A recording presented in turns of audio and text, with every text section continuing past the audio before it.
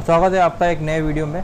आज के वीडियो में today's video like we will be covering upon what are args and kwargs in Python. So let's start the session without wasting our time. I think it was on lecture 24 we covered upon something else, and today's video we will be covering upon args and kwargs. So let's give a scenario. For that, like let's create a lecture first, a file first. We are creating lecture 25.py.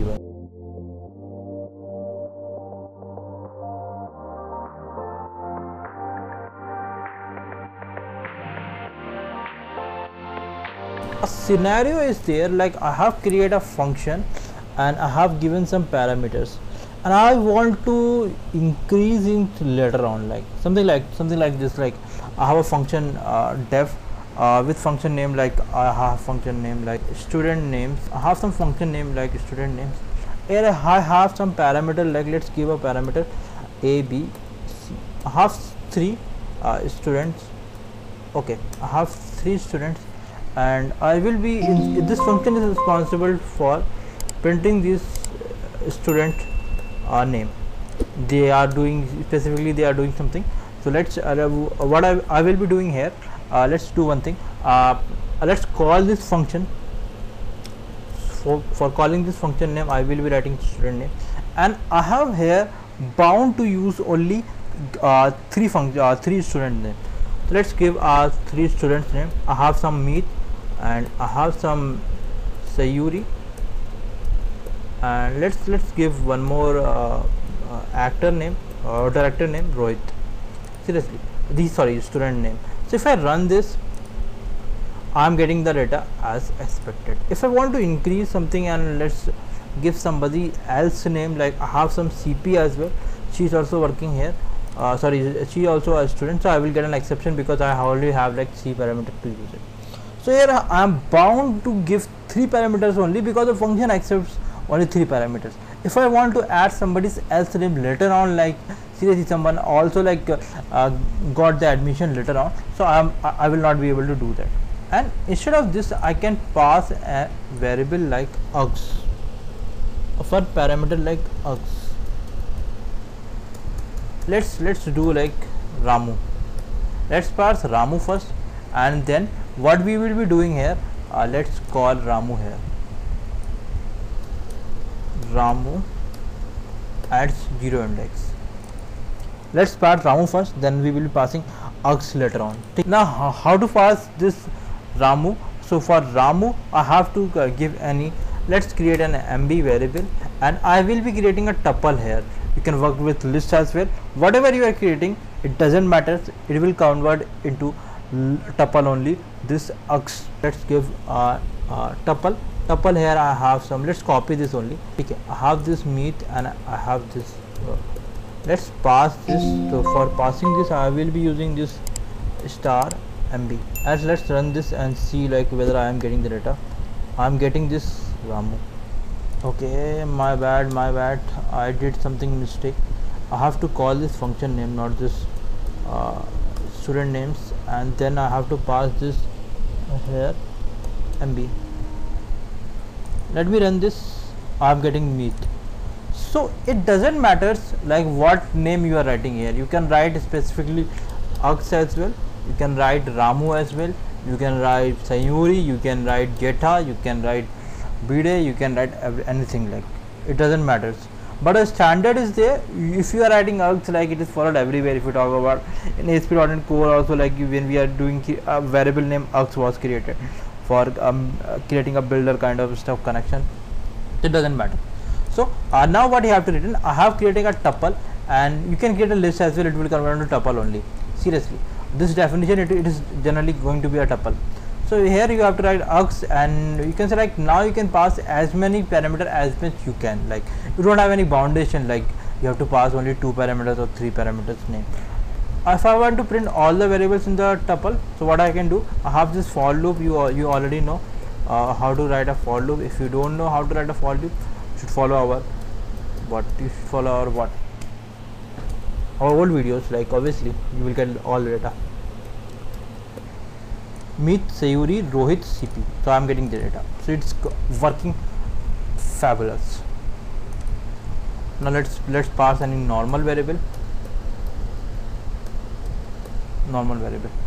and let's give a name like normal equal to Ramu.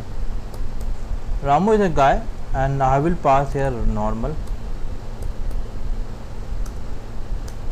not normal equal to, it's just normal. I'm getting this data error.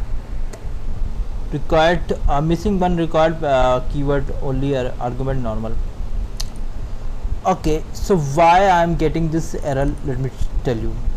There's a predefined way. I can't change the way like they have defined. It's already defined, like normal can come at first, so it will come at first. If you are writing after args, it is not acceptable, because there is some function already created by Python developers, so you can't do this way. Let's cross this and write here.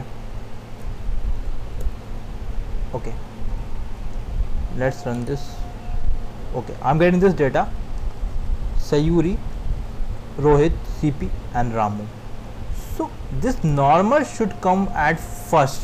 Seriously, in this parameter normal should come at first, because it's a defined normal args and then kwargs. This is a defined way. You have to use that way only. You can't change the order, it's not allowed. But here you can change the order. I pass this normal here. I can pass at the first as well, like it doesn't matter. But here this should be, this function data should be changed. If I pass normal at first, then also like it is coming at Ramu, it's coming at Ramu. Where is that Ramu? This time it is not printed. Hey, this time it's not printed. Okay, my bad. I think I have to write at the last only. I didn't print the normal. Okay, that's the reason it's not coming. By the way, I put at the last, so it is taking in the args only, like so. Okay, so let's run this, and I am saying getting Ramu first and Meet. So I have to mention the order, like it's most important. Normal I should come at first, and then args it should come. This is the order like you have to follow. So let's talk about kwargs as well. Let's create a dictionary for that. Let me create a dictionary. So you already know how to create a dictionary. Already I have discussed in the old videos. So let's create that as well. Okay, let's create a name. What name I should? Okay, let's create a name of variable of Pratha. Like so, in real world scenario, you will be creating a good name, like try to create a meaningful variable names.